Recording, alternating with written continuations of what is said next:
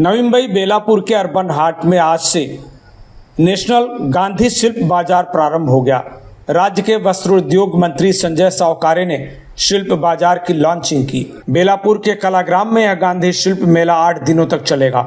शिल्प बाजार में महाराष्ट्र, कर्नाटक, गुजरात, राजस्थान, उत्तर प्रदेश समेत कई राज्यों के बुनकर, हस्तशिल्प विक्रेता और दुकानदार हिस्सा ले रहे हैं। यह गांधी शिल्प बाजार नेशनल हैंडलूम डेवलपमेंट कॉरपोरेशन के सौजन्य से आयोजित किया गया है। अर्बन हाट में लगे इस बाजार में कपड़े, साड़ियां, इमिटेशन ज्वेलरी, हस्तशिल्प और हथकरघा उत्पाद के साथ ही फूड स्टॉल्स भी लगाए गए हैं, जहां आप अपनी मनचाही खरीदारी कर सकते हैं।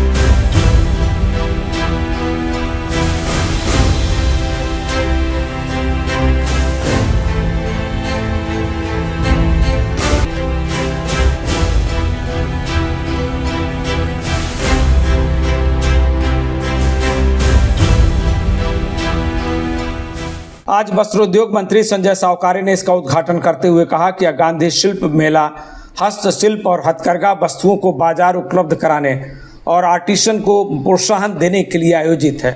उन्होंने कहा कि सरकार ऐसे उपक्रमों के जरिए कुटीर उद्योगों को बनाए रखने, हस्तशिल्प और हथकरघा उत्पादों को बाजार उपलब्ध कराने और उन्हें आत्मनिर्भर बनाने के लिए प्रतिबद्ध है। साथ ही उन्हें हर संभव मदद करने को भी तैयार है।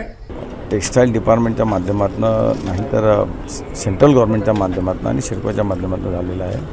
अर्बन हाट ही संकल्पना सेंट्रल गव्हर्नमेंट व स्टेट गव्हर्नमेंट यांची आहे, ज्याच्यामध्ये हँडक्राफ्टच्या ज्या वस्तू आहेत त्याचं डिस्प्ले एक्झिबिशन कम सेल ठेवलेला असतो। इथे जवळपास 150 स्टॉल आता लागलेले आहेत। राज्यातल्या देशातून वेगवेगळ्या राज्यातून लोक आलेले आहेत इथे आणि आपापल्या हस्तकला त्यांनी इथे प्रदर्शित केलेल्या आहे, विक्रीसाठी ठेवलेल्या आहे। ही जी जागा आहे नवी मुंबईतली, इथे पूर्वी पण हा अर्बन हाट होता आणि कोविडच्या आधी इथे सगळं अतिशय व्यवस्थितपणे सुरळीत सुरू होतं सगळं। कोविडच्या काळामध्ये सगळं बंद झालं आणि त्यानंतर काही सुरू झालेलं नव्हतं। मग त्याच्यामध्ये इनिशिएटिव्ह घेऊन सेंट्रल गव्हर्नमेंटच्या हँडीक्राफ्ट डिपार्टमेंटने त्याला इनिशिएटिव्ह घेतलं, सिडकोची मदत घेतली आणि याला व्यवस्थित दुरुस्त करून आज इथे हे अर्बन हाट आणि सुरू झालेलं आहे हँडक्राफ्टचं आणि आता विक्री सुरू झालेली आहे त्याची।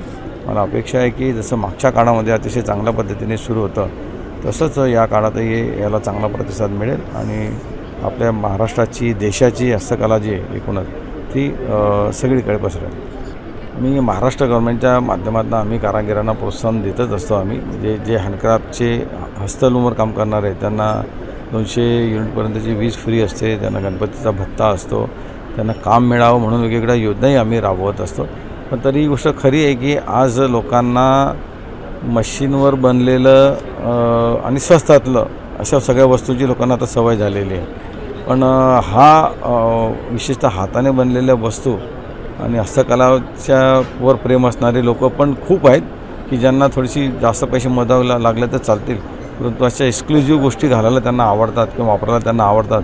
त्याच्यामुळे हस्तकला ही कधीच मरणार नाही, हे आजही जिवंत आहे। त्याच्यामुळेच आहे की अशी चूजी लोक आहेत म्हणून। Bureau report, TV1 India. Latest updates और ताजा तरीन खबरों के लिए TV1 इंडिया लाइव को सब्सक्राइब कीजिए और नोटिफिकेशन पाने के लिए बेल आइकॉन को दबाना मत भूलिए।